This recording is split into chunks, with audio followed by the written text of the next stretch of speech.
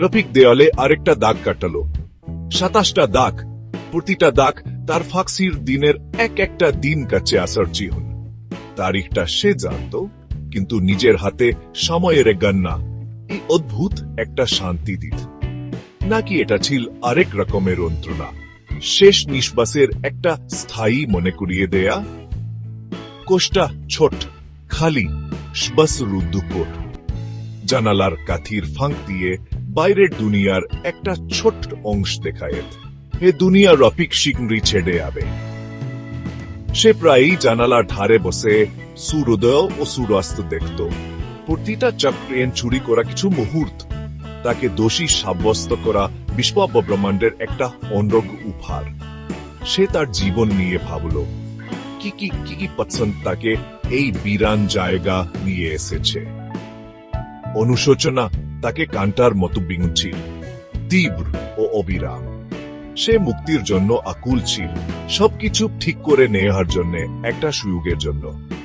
কিন্তু তার মতো লোকদের এমন সুযোগ দেওয়া হয় না, যারা ধার করা সময়ে বেঁচে থাকে জল্লাদের ফাঁসির ডোরের অপেক্ষায়। এক সংস্থা জেলার রফিকের কোষে এলেন। তার ভারী পতাকাক্ষেপ করিডোরে প্রতিধ্বনিত হল। তাদের সাক্ষাতের একটা ভয়ঙ্কর সূচনা। কঠোর মুখের জেলার यार চোখে কোন উষ্ণতা ছিল না। রফিকে জানালেন এ তার ফাঁসির তারিখ কাছে এসে গেছে। তোমার শেষ কোন ইচ্ছা আছে? তিনি জিজ্ঞাসা করলেন। তার কণ্ঠে কোন অনুভূতি ছিল না, যুক্তিসঙ্গত হলে খুশি। রফিক তাকালো, তার চোখে আসার একটা মধু আলো ঝিলিক দিল।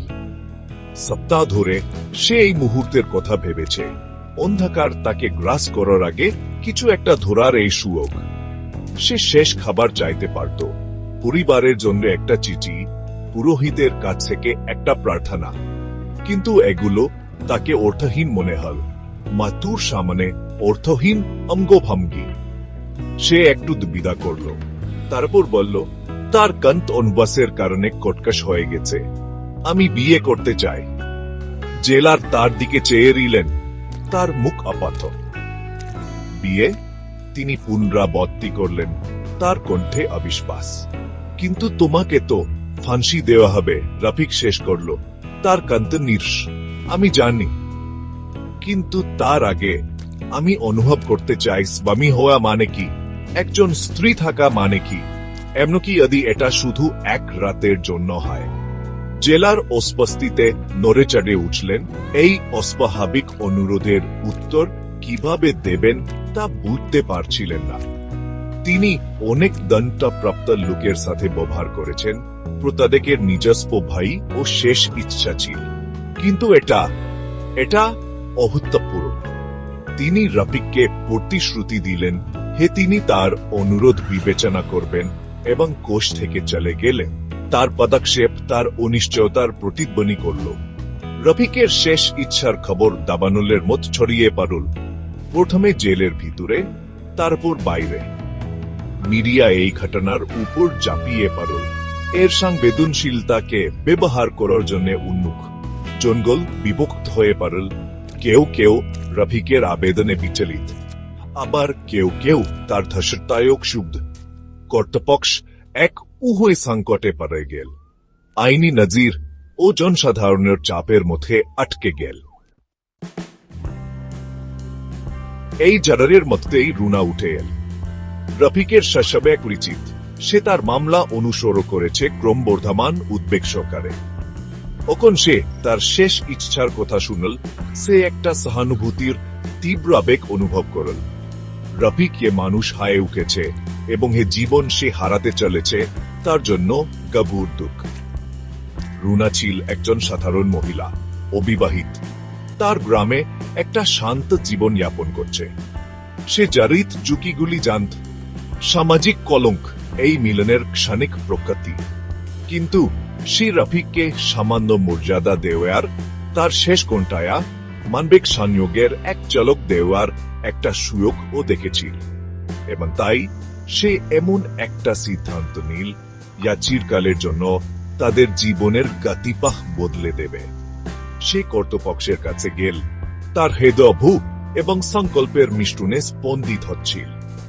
সে রফিককে বিয়ে করতে রাজি হল, প্রেমের কারণে নেয়, বরং করুণার কারণে, মৃত্যুর দুহারে দাঁড়িয়ে থাকা একটি আত্মার প্রতি গভীর সহানুভূতির কারণে।